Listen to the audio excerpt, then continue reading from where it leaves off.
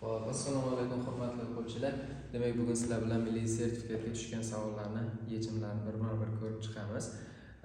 Qaysi misol sizlarga qiyinchilik qilgan bo'lsa, qiyinchilik tug'dirgan bo'lsa, yoki qanaqadir oson usulni bilmoqchi bo'lsalar, o'sha misolni bizga jo'nating. Biz iloji boricha sizlarga oson usullarni ulashib borishga harakat qilamiz. Demak, bugungi sizlar bilan ko'radigan misolimiz trigonometrik ifoda ekan. Buni soddalashtirishimiz kerak ekan. Demak, mana javoblarimiz, mana shu javoblardan bittasini chiqarishimiz kerak. Demak, qarang, nima qilamiz? Demak, buni tangens funksiyamiz sinus 2 alfa taqsim kosinus 2 alfaga teng. Xuddi shunaqa qilib boshqalarini ham yozib chiqamiz. Demak, plus bu katangens alfamiz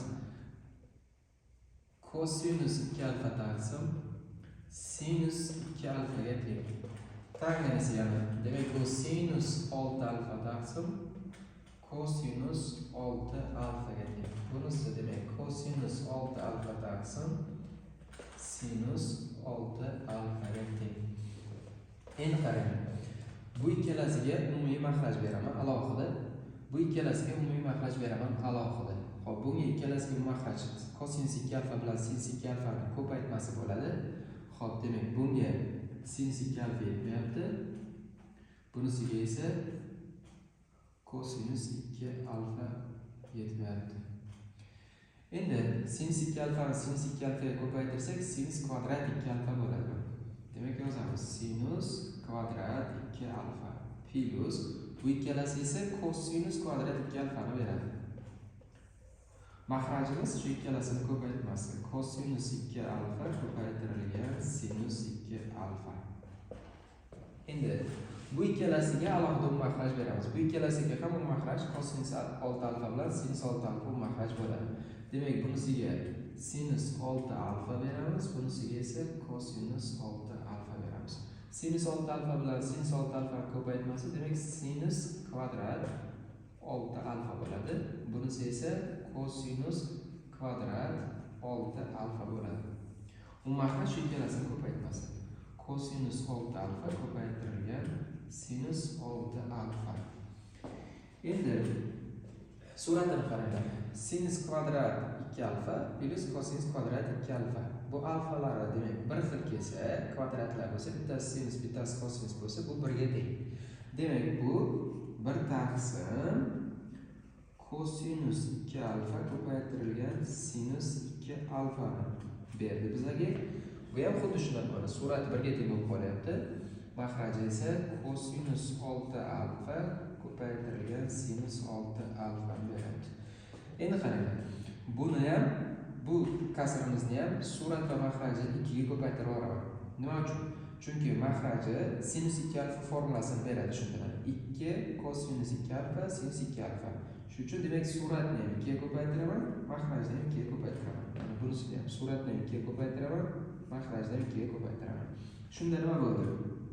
2 taqsim makhraji sinus 2 alfa ni berdi. Sinus 4 alfa plus 2 taqsim buni makhraji demak sinus 12 alfa bo'lib qoldi. Mana. Endi bunga umumiy makhraj beramiz. Bu makhraj shu ikkalasini ko'paytmasi bo'ladi. Makhrajga yozamiz. Sinus 4 alfa ko'paytirilgan sinus 12 alfa. Xo'p, suratidan 2 ni chiqarib olaman. Qolsi ichida, demak, bunisiga makhraj sinus 12 alfa beriladi. Bunisiga esa sinus 4 alfa beriladi. Demak, nima bo'lib qoldi bu? Sinus 4 alfa plus sinus 12 alfa bo'lib qoldi. Endi mana shu yerda suratini, qovus ichini yig'indidan ko'paytmaga o'tamiz. Xo'p. 2 qovusni tashqariga turaveradi. Xo'p, sinus alfa plus sinus beta formulasi bo'yicha yig'indidan ko'paytmaga o'tsak, formulaning boshida 2 bor. O'zi keyin sinus alfa plus beta taqsim 2, ya'ni 4 alfaga 12 alfani qo'shib 2 ga bo'lamiz. 4 alfa plus 12 alfa taqsim 2 bo'ladi. Ko'paytirilgan kosinus, endi shularning ayirmasi 12 alfa minus 4 alfa taqsim 2 bo'ladi. Xo'p, mahrajimizni o'zini yozamiz. Bu mahrajimiz demak sinus 4 alfa ko'paytirilgan sinus 12 alfa edi. Xo'p, suratini hisoblab olamiz. 2 bilan 2 ko'payib 4 bo'ldi. Xo'p, bu sinus 4 alfa bilan 12 alfa qo'shilsa 16, 2 ga bo'lsak 8 bo'ldi. Sinus 8 alfa bo'ldi. Bu ikkalasi 12 dan 4 ketsa 8, ayirsak 4. Kosinus 4 alfa bo'ldi. Mahrajimiz sinus 4 alfa ko'paytirilgan sinus 12 alfa. Sinus 12 alfa edi. Endi mana shu yerda qaranglar.